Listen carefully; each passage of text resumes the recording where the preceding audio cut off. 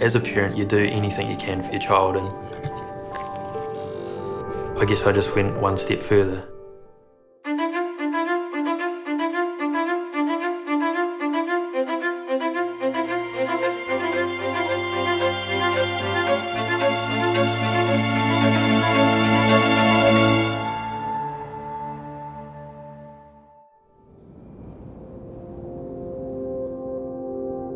I had such a great pregnancy with Liberty.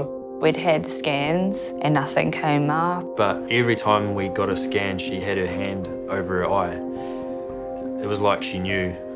There was an issue called microphthalmia. Her eye that she can't see out of is 40% smaller than her other eye, and you need to fill that void with a prosthetic. If you don't have that prosthetic eye in there, your face will collapse. As a father, I didn't know how to deal with it. You know, what do? You can't fix it. And I mean, some of the appointments were horrendous. One of the ocularists that we saw, the mould got stuck. Ashley was bear hugging her while he was trying to pull it off, and To get it out, he basically just ripped it out. She was trembling. It was pretty horrific. Sorry.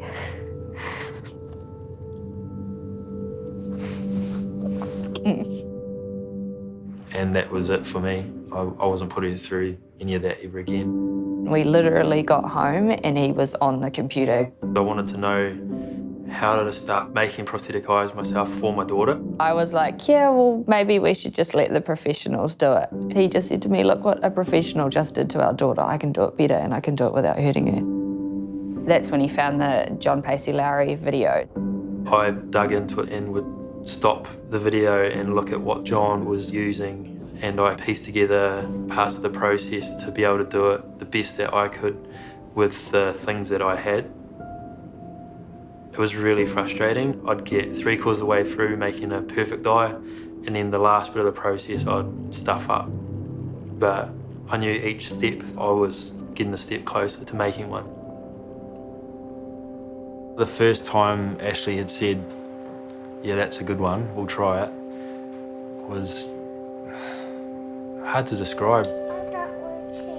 It's okay, it's fine, darling. No, Yeah. me and your dad. What about class? No, class is too little. You got a moustache. That is so funny.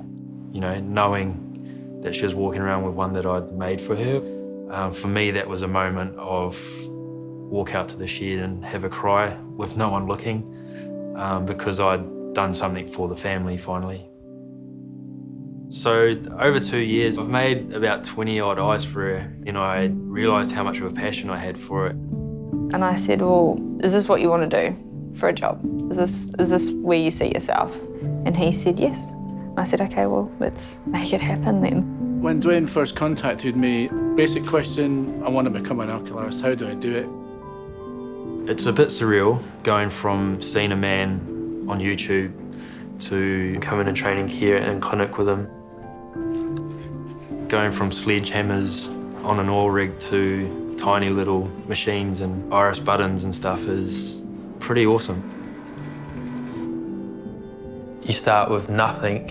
At the end of it, you've got a person that is wearing an eye that you've made by hand. But that is very good. Yeah, the movement's amazing.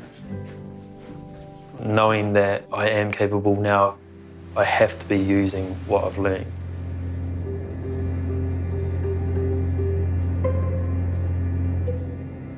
Being back, now it's really all just starting to fall into place. I've got a state-of-the-art clinic. It's really growing into my dream. Oculus Prosthetics is the ocularist practice that Dwayne and I have started. Can you sit here?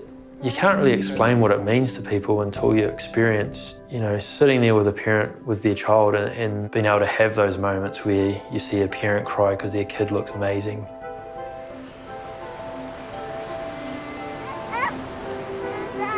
It's hard enough being a parent, let alone having the unknowns. We just feel like we can make it a little bit easier. People come first. That's how we're going to do it different.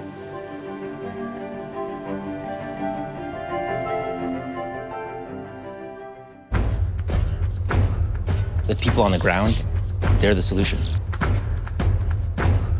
They're the ones who actually really fight off deforestation, and they're looking for collaboration. They're not looking for help.